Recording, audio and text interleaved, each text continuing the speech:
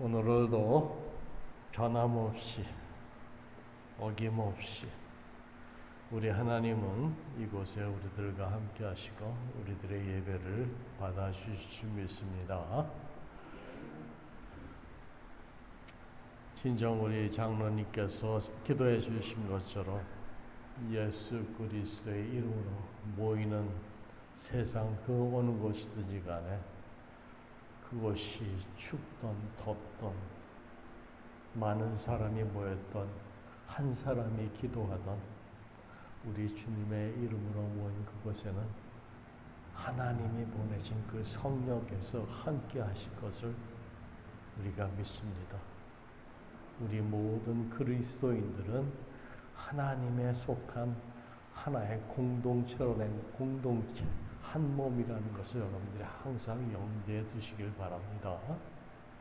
여러분들의 기도 한 번이, 한마디의 기도가 하늘에 성달되고 하나님께서 그 기도를 연락하실 때 그것이 나라를 위한 기도이든 한 영혼을 위한 기도이든 하나님께서 응답하십니다. 그 옛날 다니엘이 한 영혼이 이스라엘을 위해서 그 백성들을 위해서 기도할 때 그 열방의 나라들이 그 기도에 의해서 하나님이 하고자 하시는 세상의 일들을 다니엘에게 보여주시지 않으셨습니까? 바로 그 영혼, 하나님께서 기뻐하는 그 영혼의 기도를 하나님께서 받으셨다는 거예요.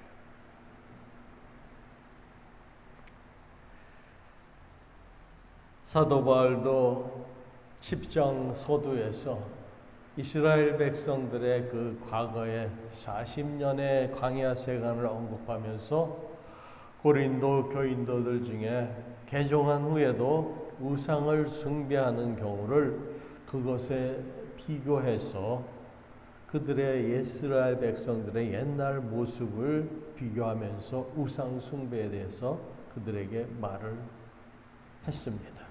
그러면서 그 우상 숭배의 결과가 치명적인 그러한 결과를 가져온다고 경고를 하면서 그러므로 너희 중에 선줄로 생각하는 자는 넘어질까 조심하라고 말씀을 해주셨습니다. 당시 고린도 교인들은 자신들의 신앙에는 아무런 흠이나 잘못이 없다고 믿었습니다. 이는 마치 이스라엘 백성들이 자신들은 선택받은 민족이요 거룩한 백성으로서 하나님께서 그들과 함께 계시기 때문에 당연히 구원받았다고 생각한 것처럼 고린도 교인들도 그들의 복음에 대한 지식과 그들의 신앙생활에는 틀림이 없다고 확신하고 있었습니다. 그런데 성경은 뭐라고 말합니까? 하나님께서는 이스라엘 백성의 다수를 기뻐하지 아니하셨다고 기록하고 있습니다. 그래서 그들은 광야에서 거의 다 멸망을 받을 수밖에 없었습니다. 이러한 사실은 우리를 깨우치기 위하여 또한 고린도 교인들도 알아야 할 필수적인 것임을 강조하여 사도 바울은 지금 말하고 있습니다. 교인들 중에는 자신들은 이미 예수 그리스도의 피로 깨끗함을 입었기 때문에 우상들의 축제에 참여하고 거기에 제물을 먹어도 아무런 해가 없다고 생각하는 사람들이 있었습니다. 이에 대해 사도 바울은 이스라엘 백성 중에서 수많은 사람들이 광야에서 하나님의 형벌로 인하여 죽임을 당한 사실을 다시 지적하면서 그들이 올바른 믿음 가운데 영육간에 저희의 신앙이 바로 설 것을 권하여 말씀하고 있습니다. 그래서 지난 시간에 제가 여러분들에게 말씀을 드렸죠. 우상 숭배는 겉으로 우리가 행하는 곧 거짓 신상에 가서 외적인 몸으로 우리가 절하고 향을 피우고 그러지 않더라도 내적인 마음으로 우리가 할 수 있는 것이라고 말씀을 드렸습니다. 이는 우리 심령 속에 하나님이 계셔야 할 곳에 하나님 대신 어떤 피조물이나 세상적인 것으로 혹은 그것이 생각이나 사상으로 하나님의 그 자리를 대처하는 것이 곧 우상숭배입니다. 성경은 탐심이라는 것이 자기 욕심에 끌려 미혹됨이니 그 탐욕스러운 마음이 바로 우상숭배를 만들어내는 근원이라고 지적하고 있습니다.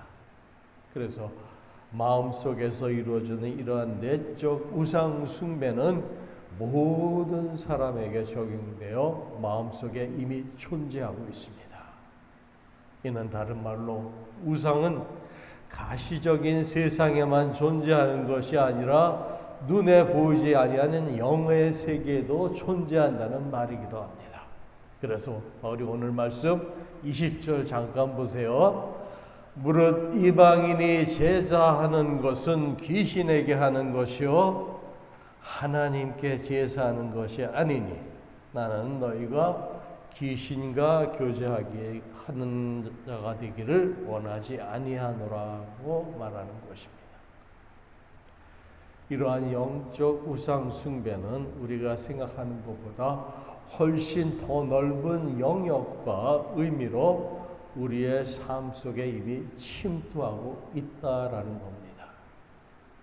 그리고 고린도 교인들 중에도 이렇게 우상 숭배 문화에 젖어 살면서 자신들은 이미 구원받았기 때문에 우상의 축제나 그러한 제사에 참석하거나 거기에 제물을 먹어도 상관이 없다고 생각하는 자들이 있었던 것입니다. 그러한 이유로 바울은 어느 누구보다도 우리 인간의 내면에 잠재하고 있는 인간 본성인 죄성을 너무나 잘 알고 있었기에 마음 깊은 곳에 우러서 나오는 그 사랑의 심정으로 고린도 성도들에게 우상 숭배하는 일을 피하라고 권면하고 있습니다. 여기서 우상 숭배하는 일을 피하라의 이 피하라라는 단어를 우리가 살펴볼 필요가 있는데 이것이 헬라어로 퓨게테라는 그런 단어를 썼습니다. 그 킹 제임스 버전 영어 해석에는 이것을 달아나다, flee로 번역하고 있습니다. 이 말은 죄를 피할 수 있는 최선의 방법은 가능하면 죄를 멀리하고 그 죄를 보면 도망하라는 얘기예요. 도망하여서 멀리 떨어지라는 얘기입니다. 이 말은 분명 우상이 아무것도 아니라고 믿는다면 희상제사, 그렇죠? 그 이방 우상의 그 출현이 자신에게는 우상 숭배가 아니다 할지라도 그것에 참가하는 것은 우상 숭배의 경계선까지 가는 행위로 충분히 우상 숭배에 빠지도록 할 가능성이 있었기에 이를 피하라고 말하는 것입니다. 단지 우상을 숭배하지 말라가 아니라 우상 숭배를 하는 그러한 장소에조차도 가는 것을 피하라고 지금 사도 바울이 말하고 있는 거예요. 가능하면 할 수만 있다면 죄가 있는 곳을 피해서 떨어져서 도망가라는 얘기입니다.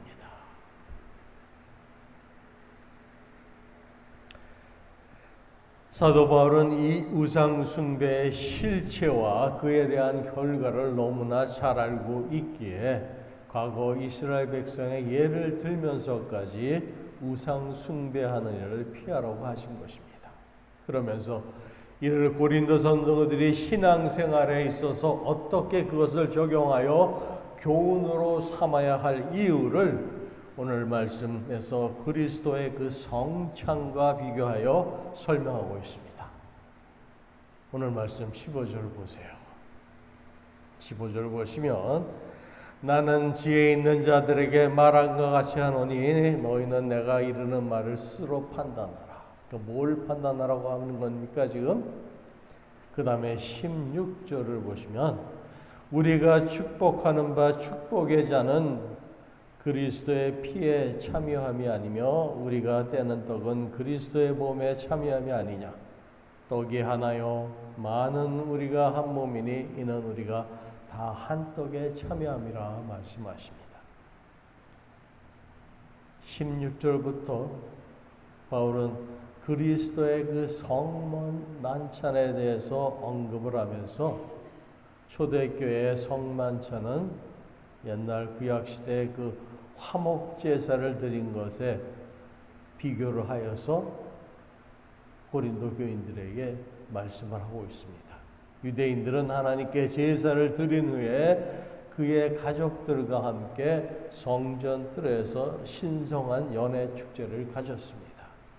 거기에는 제사장도 같이 참여하여 제단에 드려지지 않고 남은 제물은 거기에 참여한 모든 사람들이 함께 나누어 먹었습니다.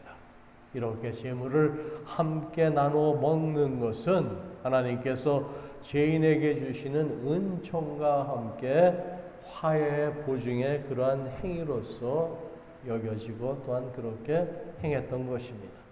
이와 마찬가지로 그리스도의 그 성만찬에 참여하는 것은 하나님과 우리 사이의 그 중보 사역으로 말미암아 화목이 이루어졌다는 그 화해의 표식으로 그리스도인들이 성만찬을 가지는 것입니다. 그래서 지금 신약의 교회에서는 주님께서 최후의 만찬 때에 시행했던 것을 기념하기 위한 것으로서 성찬이 새로운 언약의 표징으로 시행되며 우리는 이러한 성찬을 통해 그리스도와 연합된 몸인 것을 확인하게 됩니다. 즉 주님의 살과 피로 상징되는 떡과 포도주를 먹고 마심으로 그리스도와 한 몸임을 우리가 시인하고 그리스도의 피에 참여하며 주님과 교제를 나눈다는 그런 의미를 갖습니다. 뿐만 아니라 그 교제를 통해 그 교제를 우리가 영어로 뭐라 그러죠? 커뮤니언이라고 그러죠? 그 커뮤니언으로 다른 성도들과도 함께 서로 하나가 된 그리스도의 지체임을 그리스도에 속한 그러한 지체임을 확인하는 것입니다. 그러므로 성만찬의 떡과 잔을 받아 먹고 마시는 것은 그리스도와 더불어 영적인 교제가 이루어진다는 것을 의미합니다. 그래서 17절 보세요. 떡이 하나요 많은 우리가 한 몸이니 이는 우리가 다 한 떡에 참여함이라 성경은 말합니다. 본장의 서두에서 이미 사도 바울은 이방인인 고린도 성도들을 향하여 형제라는 말을 사용함으로써 고린도교회 전체를 하나의 몸, 그리스도의 몸된 교회로서 이해하여서 고린도 교회의 그때 상황을 이스라엘의 역사적 출애굽 사건과 서로 연결시킴으로써 고대 이스라엘 공동체에 기독교의 그 뿌리, 근원이 있음을 그들에게 알려주었습니다. 그래서 바울은 이스라엘이라는 그 원줄기에 고린도 교회가 접목되었음을 말씀하셨던 거예요. 이러한 관점에서 떡이 하나요 많은 우리가 한 몸이니 이는 우리가 다 한 떡에 참여합니다. 그 한 떡이 누굽니까? 예수 그리스도 아닙니까? 바로 그거예요. 그리스도 예수로 말미암아 우리가 한 가족이 된 거고 하나의 신앙 공동체로서 어디에 있든지 간에 예수 그리스도의 이름으로 우리가 기도할 때 예배 드릴 때 하나님의 그 공동체로서 하나님께서 이 세상에 흩어지신 그들의 사역을 담당하는 곳에서 우리가 함께 예배드리고 기도하는 것입니다. 그와 마찬가지로 그 옛날에 우리들의 조상들, 믿음의 선조들이 그들이 믿음을 통해서 고린도 교회 성도들에게도 그것을 지금 사도 바울이 알려주고 있는 거예요. 이제 18절 보세요. 육신을 따라 난 이스라엘을 보라. 재물을 먹는 자들이 제단에 참여하는 자들이 아니냐.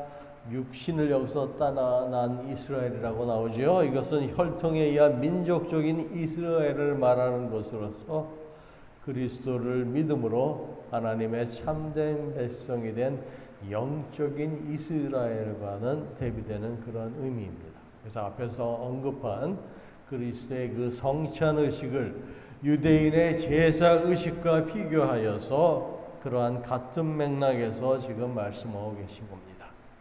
제물을 먹는 자들이 제단에 참여하는 자들이 아니냐, 그렇죠? 그 제물을 먹는 것은 그 제단에 participate 하는 거라고 좀 얘기를 하는 거예요, 그렇죠? 유대인들은 하나님께 희생 제사를 드릴 때 제물을 제단 위에 태워서 드리고 남은 그 고기를 제사장과 제물을 드리는 자들이 성전뜰에서 나눠 먹었습니다. 바울은 여기에서 고린도 교인들의 그 주의를 다시 한번 구약 시대로 돌려서 옛 이스라엘 백성들이 하나님의 성전에서 제물을 먹은 것과 고린도 교인들이 우상 축제에 참여하여 제물을 먹는 것과의 그 관계를 비교하여 설명을 해주고 있습니다. 그래서 제단은 그 제물은 제단 위에 드려지는 것이므로 제물을 먹는 것은 곧 제단에 참여한다는 그런 의미를 가지고 있습니다. 또한 제단은 하나님께 제사를 드리는 것으로 결국 이스라엘 백성이 제물을 먹는 것은 하나님을 예배하는 하나의 행위였던 거예요. 바울이 이에 비춰서 이방 신전에서 열리는 우상의 축제에 고린도 교인들이 참여하여서 같이 제물을 먹는 것은 곧 이방의 신과 교제하는 것이라고 말하고 있습니다. 그래서 19절로 그런즉 내가 무엇을 말하겠느냐? 우상의 제물은 무엇이며 우상은 무엇이냐? 무릇 이방인이 제사하는 것은 귀신에게 하는 것이요 하나님께 제사하는 것이 아니니 나는 너희가 귀신과 교제하는 자가 되기를 원하지 아니하노라. 우상은 무엇이며 우상의 제물은 무엇이?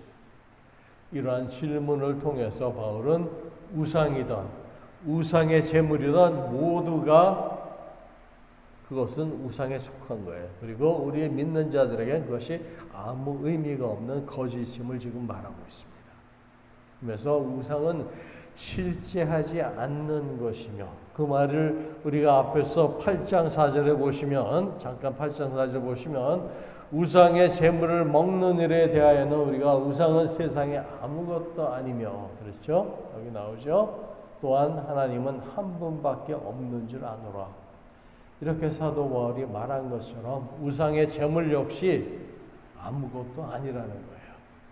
우상이 아무것도 아니면 그죠? 그 우상에 드리는 제물도 그리스도인들에게는 아무것도 아니라는 거예요.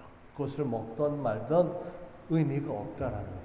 근데 그럼에도 불구하고 이방인들은 그 제사는 여전히 그들에게는 그것이 우상 숭배였으며 고린도 교인들의 그러한 신앙을 위태롭게 하는 그러한 처지에 지금 있었다라는 거예요. 그 이유는 그들의 믿음에 있었다라는 겁니다. 고린도 교회 성도들은 초신자들이 대부분이었기 때문에 믿음이 연약해요.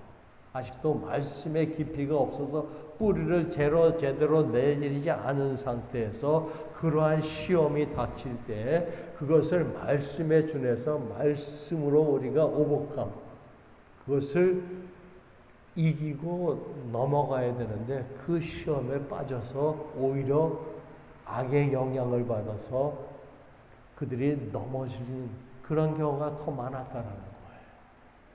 그래서 사도 바울이 그것을 경고하면서 너희들이 선줄로 생각할 때 그때 조심하라고, 넘어질 것을 조심하라고 얘기를 하는 겁니다.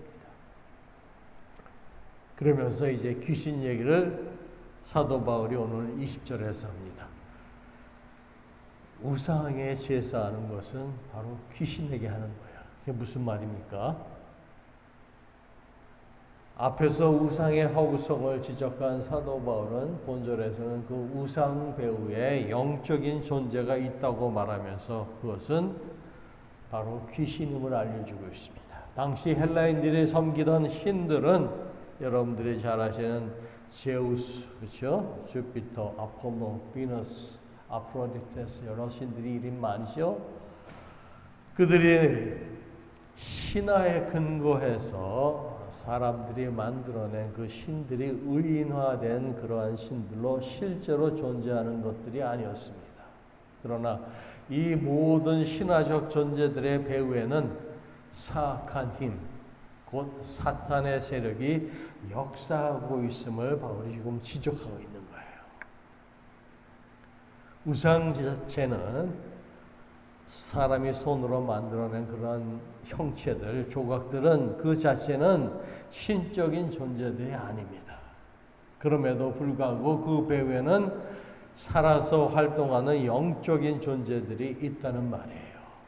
그 말은 사람들이 그것을 우상으로 생각하고 여기고 그 뒤에 신이 있다고 생각하면 그것이 우상이 되는 거고 그곳에 사탄의 영이 임할 수 있다는 겁니다. 그 에베소서 2장 1절에서 3절 말씀까지 보면 이런 말씀이 있습니다. 여러분 잘 들어보세요. 그리스도께서 허물로 죽었던 너희를 살리셨도다. 2절로 그때 너희는 그 가운데서 행하여 이 세상 풍조를 따르고 공중의 권세 잡은 자 사탄 마귀를 따랐으니 곧 지금 불순종의 아들들 가운데서 역사하는 영이라. 전에는 우리도 다 그 가운데서 우리 육체의 욕심을 따라 지내며 육체와 마음이 원하는 것을 하여 다른 이들과 같이 본질상 진노의 자녀이었더니라고 기록하고 있습니다. 바로 여기서 공중의 권세 잡은 자, 바로 그것이 마귀 사탄을 얘기하는 거예요. 사람을 미혹하게 하고 거짓으로 가르치는 것은 다 귀신이 하는 겁니다. 사람들로 미혹해 하고 거짓을 말하는 것. 여러분들이 앞으로도 세상에 살면서 그런 일을 꼭 경험하게 됩니다. 이것이 진리인가? 하나님의 말씀에 준해서 올바른가? 영적으로 여러분들이 분별할 수 있는 그런 능력이 있어야 합니다. 그러기 위해서는 하나님의 말씀을 알아야 된다는 거예요. 우리가 영적인 세계를 사도 바울이 지금 고린도 교인들에게 얘기해 주고 있습니다. 너희들이 우상 숭배하는 것이 바로 귀신을 섬기는 거라 하는 거고 또 귀신과 그것을 교제하는 거라고 지금 얘기를 하고 있는 거예요. 그러면서 너희가 귀신과 교제를 하겠느냐? 그리스도와 교제를 하겠느냐? 그리고 그것을 겸하여서 섬길 수 없음을 지금 말하려고 하는 겁니다. 그래서 제가 귀신에 대해서 잠깐 설명을 더 하겠습니다. 여기서 이 귀신으로 번역된 헬라어 다이모니오이스는 그 뜻이 하급의 신, 잡신이란 뜻이에요. 저급의 신, 잡신이란 뜻으로 다이몬에서 파생된 말로서 영어로는 우리 디몬이라고 많이 들어보셨죠? 디몬, 데블, 바로 그 의미입니다. 이 단어는 바울 서신서에서는 본절과 디모데전서 4장 1절에 이 단어를 씁니다. 그 주어를 제가 말씀을 드릴게요. 그러나 성령이 밝히 말씀하시기를 후일에 어떤 사람들이 믿음에서 떠나 미혹하는 영과 귀신의 가르침을 따르리니 하셨으니 바로 이 기절에 귀신이 쓰여졌습니다. 말세가 이름에 가까워질수록 세상은 귀신의 영의 미혹의 영들이 그 미혹하는 것들이 세상을 점점 혼란하게 만들 거예요. 또한 이 본절은 신명기 32장 17절 말씀에서 인용한 말씀이에요.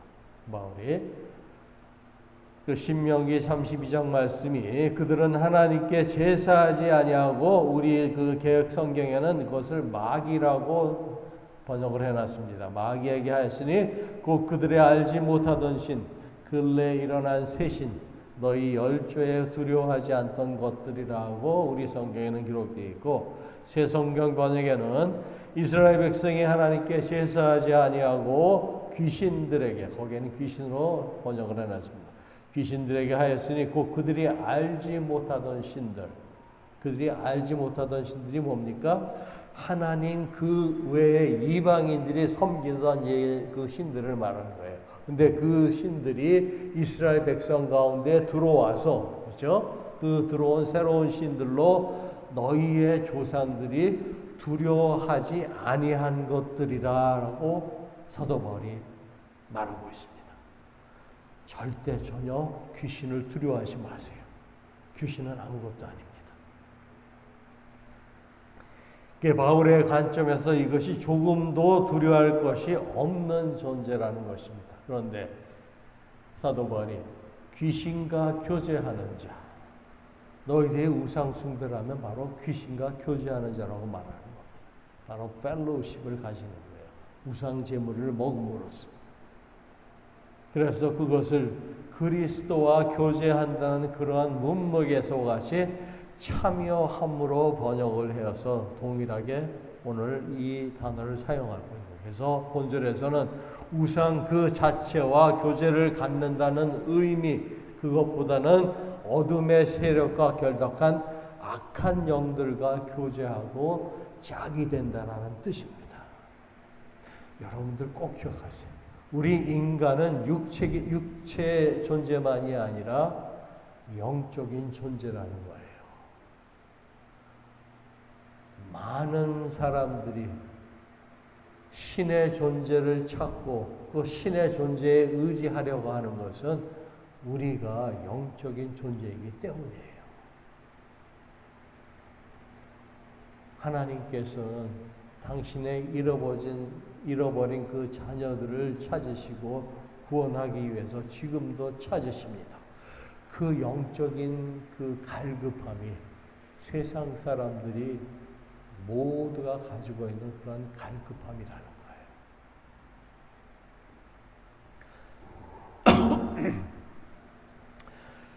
이제 21절 보세요. 그러면서 사도 바울이 말합니다. 너희가 주의 잔과 귀신의 잔을 겸하여 마시지 못하고 주의 식탁과 귀신의 식탁에 겸하여 참여하지 못하리라 말씀하십니다.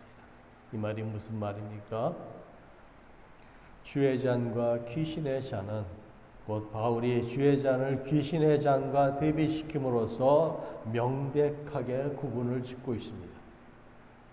당시 헬라인들은 자기들의 신전에서 향연을 베풀 때 술잔을 우상에게 바쳤습니다. 우리가 소위 말하는 건배하듯이 우상에게 술잔을 바쳤어요.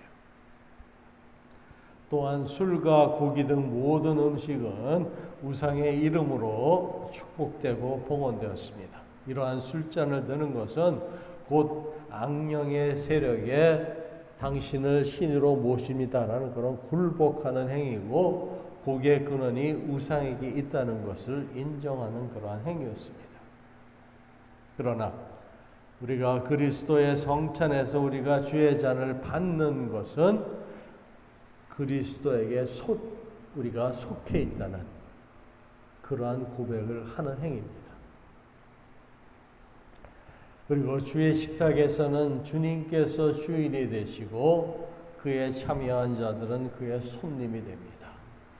귀신의 상에서는 귀신이 주인이 되고 참석자들은 귀신의 객이 됩니다. 주의 상과 귀신의 상은 장과 마찬가지로 서로 배타적인 그러한 관계를 가지고 있습니다. 그러므로 두 주인을 동시에 섬길 수 없듯이 주의 상과 귀신의 상에 동시에 참여할 수 없다는 거예요.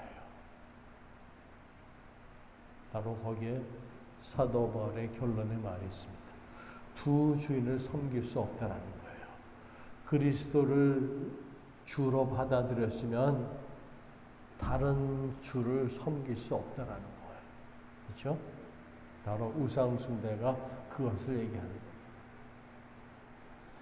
그러면서 이제 마지막 절 보세요. 22절로 그러면 우리가 주를 노여워하시게 하겠느냐? 우리가 주보다 강한 자냐 말한다. 여기서 주를 노여워하시겠느냐. 이 헬라어는 파라젤루멘이란 뜻입니다. 이것은 곧 질투하게 하다. 그런 의미를 갖고 있는데 to provoke to jealousy 이러한 뜻으로서 질투하다. 그 단어를 가지고 젤로 그 말이 질투하라 헬라 말인데 거기에 곁에라는 그 의미의 전치사 파라가 같이 붙어서 합상되어서 만들어진 단어입니다. 파라젤로멘. 이 파라젤로멘 질투는 사랑과 신뢰에 대한 그러한 배신을 당하여 유발되는 감정으로서 인간이 갖는 가장 분노 중에 강렬한 거예요. 사랑과 신뢰에 배신을 당해서 그 배신에 대한 감정을 폭발하는 그걸 얘기를 하는데 이 단어는 곧 하나님의 백성이 우상을 섬길 때 하나님께서 드러내시는 분노를 표현하는데 가장 적절한 표현이라는 거예요. 그래서 이 단어를 사도 바울이 특별히 사용하고 있습니다. 그러므로 바울은 그들이 이미 정한 마음, 그리스도를 주로 받아들였으면 곧 하나님의 속성도 그들이 알 것이고 그 속성을 인정하고 하나님에 대한 그 경외하는 마음, 경외하는 마음이 무슨 뜻이죠? The fear of God. 그렇죠? 하나님을 두려워하는 거예요.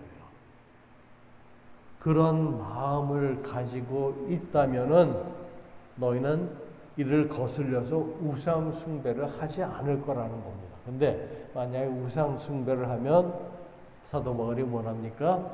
주님을 노여워하시게 할 뿐 아니라 하나님을 화내게 하실 뿐만 아니라 그들의 지은 죄가 얼마나 무엇인가를 다시금 깨달으라고 지금 말씀하고 계신 거예요.